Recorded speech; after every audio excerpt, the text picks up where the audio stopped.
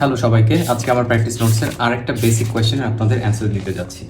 আমাকে অনেকে জিজ্ঞেস করেন যে ভাই, টেকনিক্যাল অ্যানালাইসিস ভালো নাকি ফান্ডামেন্টাল অ্যানালাইসিস ভালো, বা টেকনিক্যাল অ্যানালাইসিস কি আসলেও কাজ করে কিনা।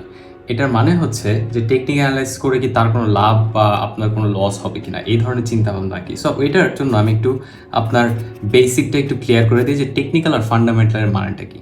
ফান্ডামেন্টাল বেসিক্যালি হেল্প করে আপনার ইনভেস্ট করার জন্য, আর টেকনিক্যাল আপনার হেল্প করা হচ্ছে শর্ট টার্মে কিছু পজিশন নেওয়ার জন্য। এই পজিশন হতে পারে আপনার লাভ অথবা অথবা লস, আপনার প্রফিট অথবা লস দুটাই হতে পারে।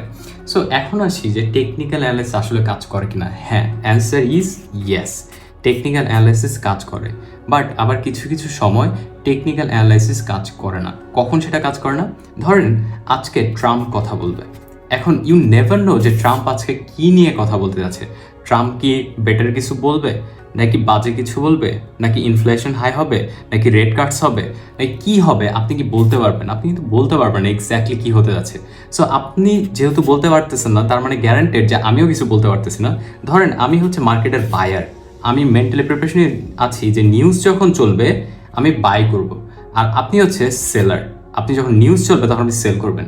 এখন দুইজনের মধ্যেই কিন্তু একটা কনফিউশন থাকবে যে ভাই ট্রাম্প কি ভালো কথা বললো নাকি খারাপ কথা বললো।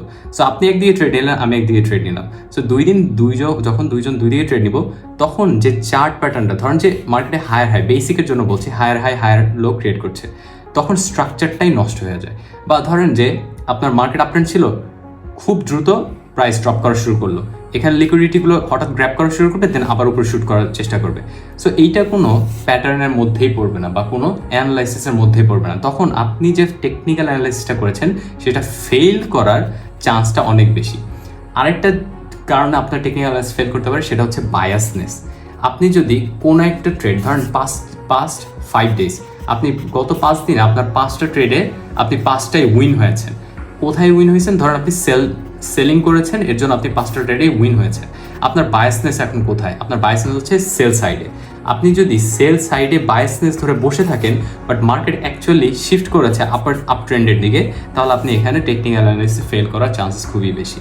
আরেকটা জিনিস হচ্ছে, অলওয়েজ জাস্ট টেকনিক্যাল অ্যানালাইসিসে ফোকাস না দিয়ে একটু ফান্ডামেন্টাল অ্যানালাইসিস ফোকাস দিলেও আপনি টেকনিক্যাল অ্যানালাইসিসে ফেল করার চান্সেস খুবই কম।